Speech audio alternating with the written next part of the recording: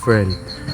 Yesterday, Governor General Dispol's decree contained my deportation to the one of the islands in the south, which is the Pitan to be exact.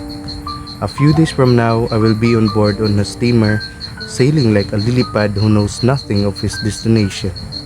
What awaits me there, I do not have a clue. I hope it will do me good and produce me memories that I would happily take with me to my final hours. Truly yours, Jose Rizal.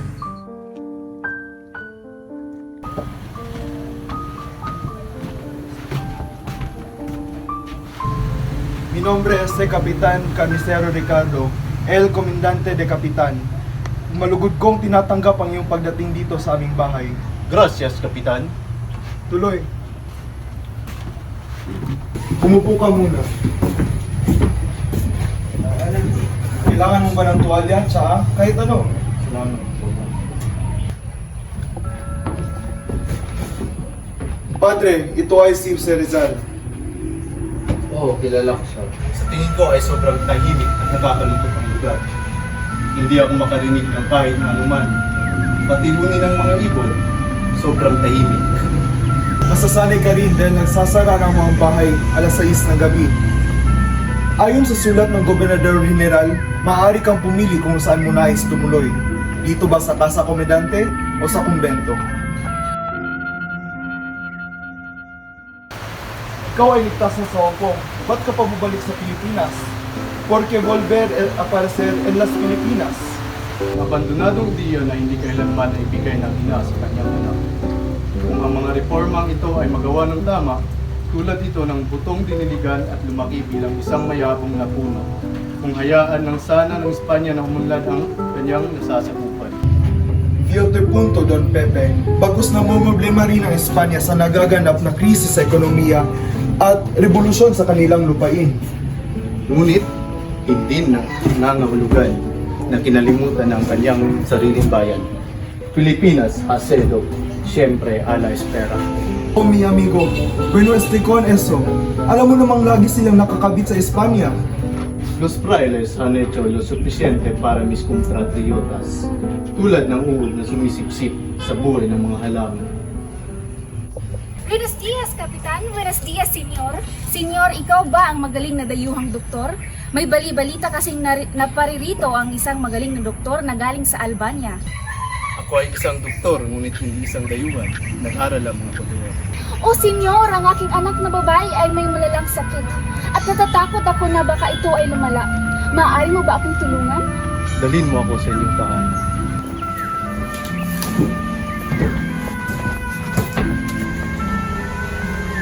Siya ay may mataas na lagnat. Maaari niyo pa ba akong bigyan ng ilang bagay tungkol sa kanyang nararamdaman? Dumudulo ang kanyang ilong at hindi namin alam ang gagawin. At nag-aalala kami na baka wala ng pag-asa.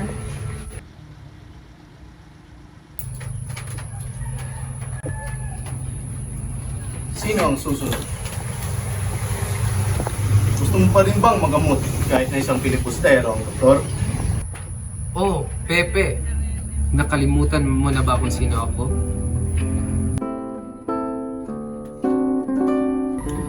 Magiging matapat ako sa iyo, Pepe. Ipinadala ako ng Arsobispo upang pilisin kang bumalik sa Katolisismo.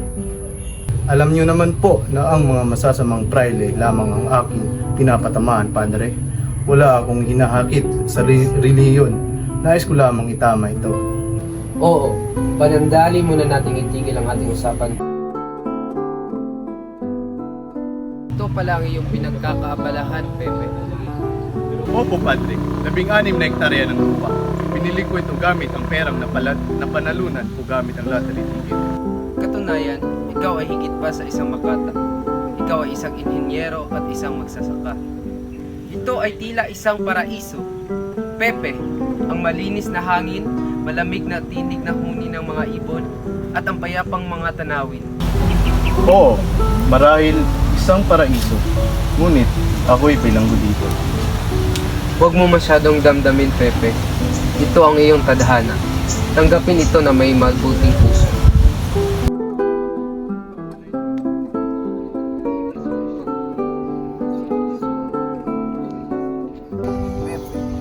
ako ay babalik na ng bahay bukas. Dahil malinaw na ako'y hindi nagtagumpay sa aking misyon na ibalik ka sa Katolisismo, wala na akong magagawa dito. O Pepe, ito ay isang karangalan na ikaw ay mapabilang sa aking mga mag-aaral. Ikaw ay tulad ng isang anak na lalaki sa akin. Si muchas gracias. Pagpalain kayo ng Diyos, Padre. Adios, muy bien. Hindi ko maintindihan, Don Ricardo. Napatunayan kung ako'y may silbi dito sa bayan na maging isang mabuting mamamayan. Bakit nila kakait na mabisita ko ang aking pamilya? Ito ay desisyon ng Gobernador General, Don Pepe. Kung ako ay may pagpipilian, ako'y nakakasigurado na makasama mo ang pamilya mo dito. Aking mga magulang ay matanda na at ang aking ina ay malabo ng paningin. Nais kong makita ang mga ito. Nais kong makita ang aking mga kapatid. Lahat kami napadpad sa iba't ibang dato. Si Pasiano ay nasa Hulo at ang aking mga kapatid kong babae ay nasa Hong Kong. Ang mga Espanyol ay hindi na nakontento pa. Nais pa nilang maghirap ang aking pamilya. Kami ay magpapadala ng isa pang sulat, Pepe. Huwag kang mawala ng pag-asa. Salamat sa iyo, Don Ricardo. Pinapalagan ko ang iyong katangian. Ikaw ay isang kaibigan, Pepe. Manalig ka.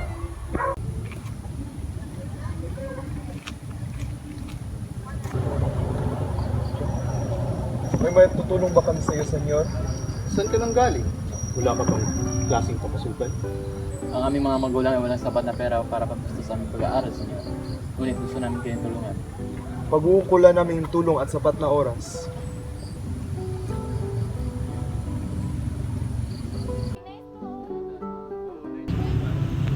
Huwag magtangkang itigil ang pagtatrabaho para sa kapakanan ng ating nasyon. Huwag magtangkang itigil ang pagtatrabaho para sa kapakanan ng ating nasyon. At sa Espanyol, No intentes dejar de trabajar por el bien de nuestra nación, los estudiantes siguieron. tunay na mahusay. Bukas, tayo ay magsasagawa ng ensayo para sa eskrima at aritmetika. Dito na nagtatapos ang klase.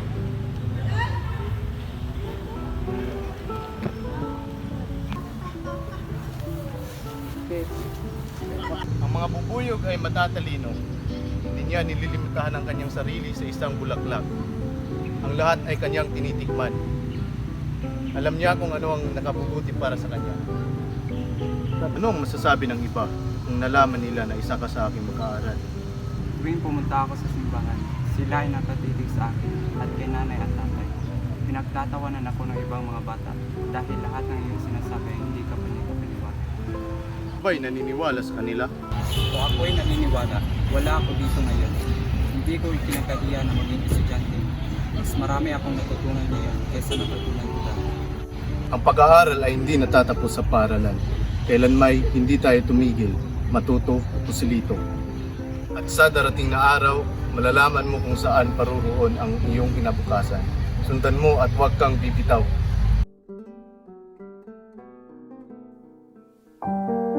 Ang aking mahal na ina. Sa wakas, ang Gobernador General na pinagkaloob sa akin ang kahilingan kong makasama ka dito sa dapitan. Inaasahan kong makita kayo at ang aking dalawang kapatid na babae. Sana'y kayo'y ligtas na makarating at naway patnubayan kayo ng ating puong may kapal. Huwag kayong magbalisa. Malapit na tayong magkita. Inaasahan ko ang muli nating pagkikita. Ang iyong anak, Jose Rizal.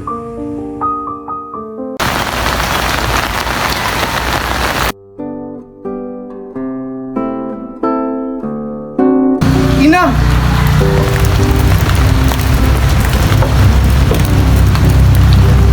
Kumusta ang nangyari? Ako'y natitiyak na kayo'y gutom na. Alin na kayo'y pumasok at na kayo'y makakain na. Kumusta ang aking ama? O Pepe, mabuti naman ang iyong ama. Ngunit alam mo naman na siya ay matanda na. Lagi niya inaalala ang iyong kalagayan. Ikaw, maayos ka ba dito? Ayos naman ang kalagay. Mas lalong napabuti ng kayo. Nais kong tanungin kung kumusta sila. Pepe, alam mo diba na ipinakasal na siya sa isang Britanya? Tama ba ako? At kailanman ay hindi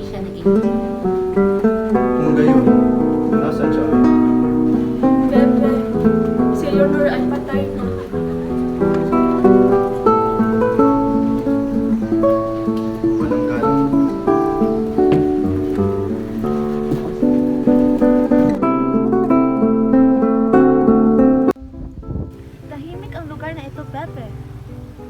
Gustuhan mo ba ito, ina? Payapa ang aking kalooban dito. Paano ka ba namumuhay rito? Kang marami kang pinagkakaabalahan dito, Pepe. Para maibsan ang kalungkutan aking naramdaman. Pero ang inyong pagdalo dito ang nagbigay sa amin. Ulabis ang aming pag-aalala sa iyo, ngunit nagtitiwala ako sa Panginoon na hindi kanya pababayaan.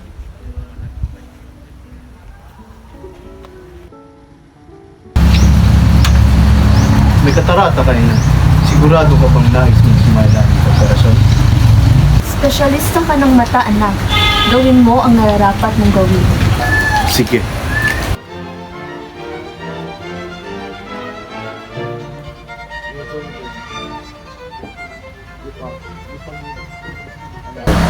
Pepe! Narcisa! Maria! Nais ko nang makakita. Asan kayo? Inawag! Ina! Maghintay ka upang gumaling ang iyong mga mata. Kailangan mong magpahinga ng mabuti. Ngunit hindi ko alam kung ano ang nangyayari. Gusto kong makita. Ito ang problema kapag ang isang doktor ay ginagamot ng kanyang pamilya. Naintindihan ko, inay. Mangyaring halikan ang tatay ng kamay para sa akin. At sabihin sa kanya, ikinalulungkot ko para sa lahat ng mga problema ang aking binigay sa kanya sa kabila ng mga sakripisyo niya. Tahan! Naririnig mo ba ang iyong sarili? Labis ang pasasalamat namin sa Panginoon dahil pinagkaloob sa amin ay isang matalinong anak. Tandaan mo, kami ay nakaalalay sa iyo parati dahil lubos ang aming pagmamahal. Mag-ingat, aking anak na lalaki. Diyos ang magbabantay sa iyo. Mga anak, kayo na ang bahala sa inyong kapatid.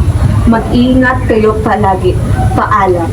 Pakisabi nanay kay tatay na labis akong nangungulila sa kanya. Si ako rin, inay.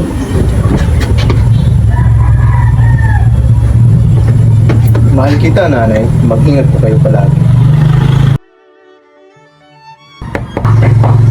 Sino ang andyan? Yung Pepe, si Pablo Mercado ito. Omanin, senyor. Ngunit hindi kita kilala o naunawaan. Kung ang nais mo ay kumonsulta, ang aking klinika ay bukas ng alas 8 ng umaga. Nako hindi, Senyor, si Pablo ito, isang kamag-anak ng inyong pamilya. Isang kamag-anak? Ang iyong tinuran? Si Senyor, meron akong pan nito. Kailanman hindi pa tayo nagkakilala. Pwede ba akong pumasok, Senyor? Napakalakas ng ulan at basang-basa ang aking medyas. Sige, pumasok ka.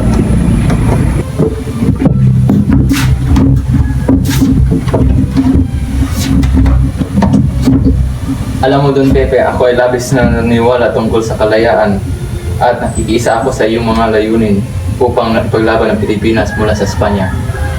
Hindi ko nais ang pagdanap ng dugo sa anumang paraan. Gusto ko lang reforma at maayos na kasunduan sa pagitan ng dalawang bansa. Si. Pero alam mo, maaari mo akong gamitin bilang tagapamagitan at daanan ng iyong mga liham sa katipunan upang sila ay maikasuhan sa iyong mga karoroonan at mga plano. Ang aking mga tilik, ang aking pinakamahalagang pag-aari sa mundong ito. Mahirap para sa akin na ipagkatiwala ang mga ito sa isang estranghero na hindi ko pa lubasang kilala. Kailangan mo ba ng tasa ng tiyaga? Yak, Senyor.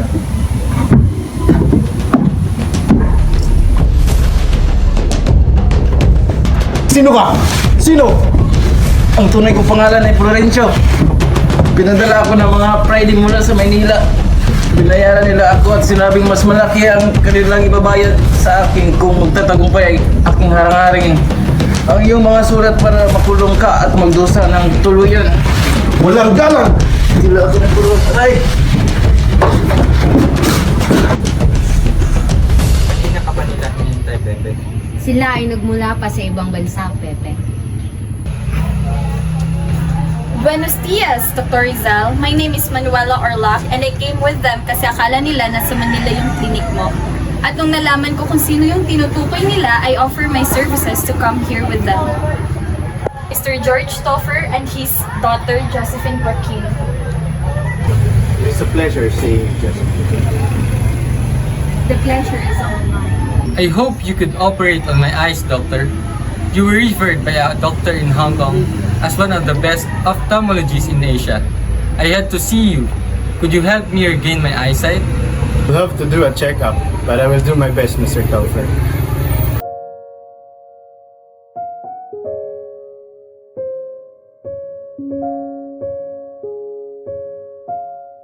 beautiful lady besides me finds Philippines.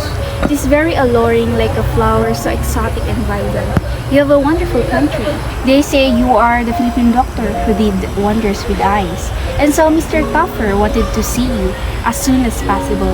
He said you are his key to restored eyesight. I do not do wonders. I just help people see. We tend to neglect our eyes in the beauty it beholds. Many of us are lucky to see the sunrise every day, but some, they fade in darkness until they just grow accustomed to it. You talk as if you're a poet. I can sense you to be a man of the muses. Yes, I am a servant of the art. With art, I express my feelings in the most elaborate way without having to explain them. Is Mr. Toffer not your biological father? Yes, you are right. We took me in his home when my father would refuse to care for me. He treated me as his own daughter. I owe my life to him. Now he is my only family left. Come now, hurry, and we will miss the last of the sunset. What? I have never seen a sunset before. Then let us go. It will be the most beautiful thing. I will be honest to you, Joseph. I cannot hear Mr. Toffer because his health is incurable. Oh, what will we do now? I'm deeply sorry. Then I guess it is time for us to go.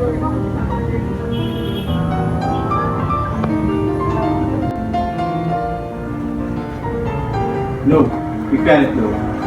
Doctor, I love you, Josephine. From the moment I laid eyes on you, I knew that this was the woman I intend to spend the rest of my life with. I fear that is only your loneliness speaking. But my love is pure and true. I have fallen deeply in Miss Josephine Bracken. I love you. I love you too, Dr. Zerezan.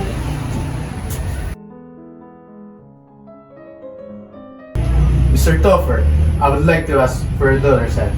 I would like to marry her. Marry her? But she's just only a child. She's 18 and a grown woman, sir. You could not operate on me, and now you are taking the only eyes that I have. Well, if that is how you like it, then so be it. Papa, no!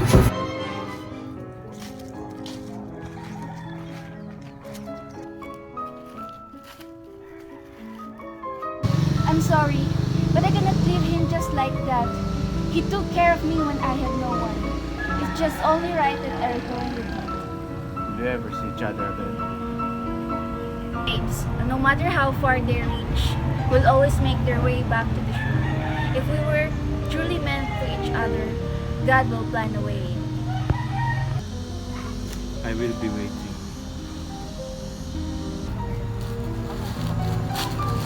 Goodbye, Jose. Think beautiful memories. How could I not? You will always carry my heart with you. And mine with yours.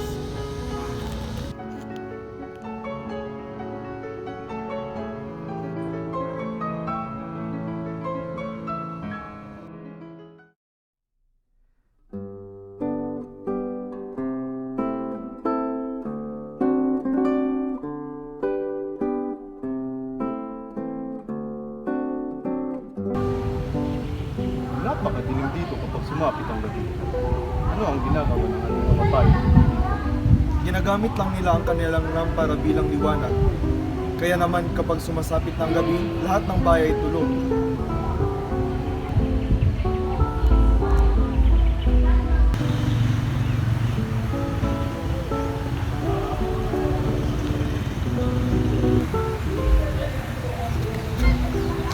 Such a fool!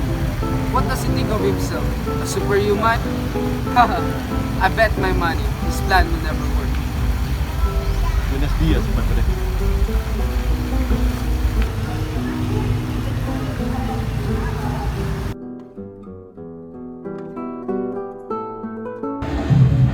Halika na. Hindi mo ba alam na malilim na? Baka hulihin ka ng mga gwardiya sipil.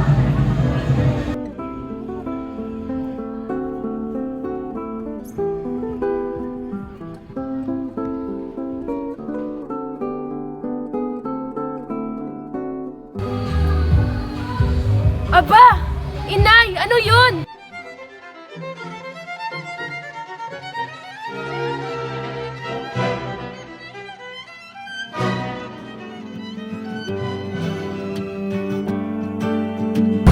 What a beauty.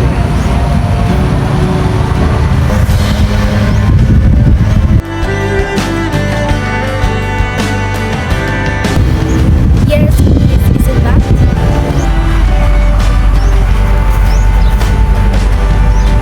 You have come back home, my dear Josephine. I feared I would never catch a glimpse of you. And yet, here I am. You have put an end to my suffering.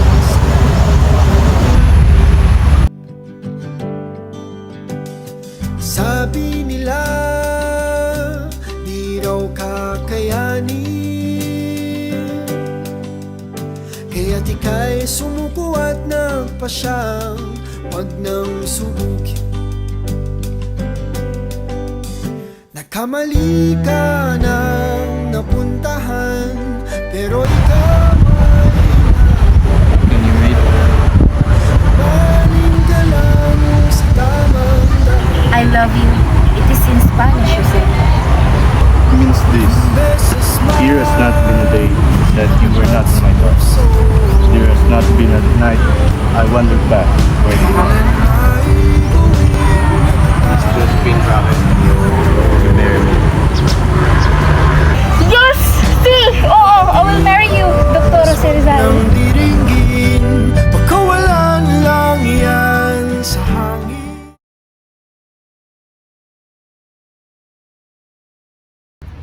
Kinalulungkot ko, ngunit hindi ako makapagpapakasal sa inyo sa pagitan ikaw ay isang pilibustero.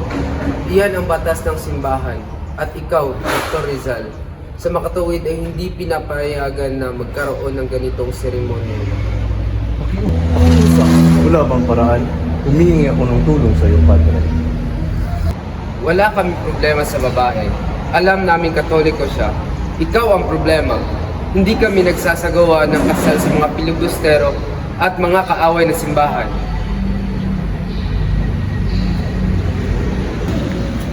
Josephine, I promise to marry you no matter what. I will wait until that day will come. This won't be so long. Dr. Rizal, ikinagagal akong makita ka. Dr. Valenzuela, sa anong dahilan nagpaparito ka sa Tino? Narito ang sulat mula kay Andres Bonifacio, nagtatag ng isang grupo na nagbabalak ipasimula ng revolusyon.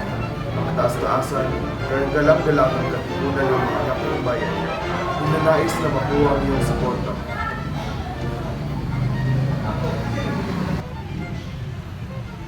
Revolusyon, laban sa mga Espanyol, Dr. Valenzuela, hindi tayo handa.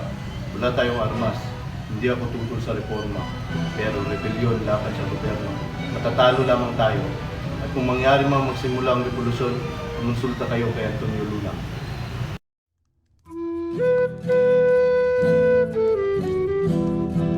Minamahal kong pamilya, mahal kong mga kababayan. Habang isinusulat ko ang mga salitang ito, napupuno ako ng rumaragasang emosyon.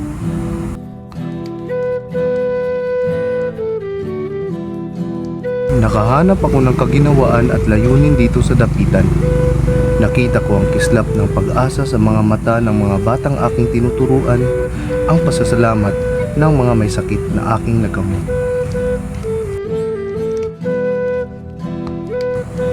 Ngunit ngayon, kailangan kong umalis sa kanlungang ito.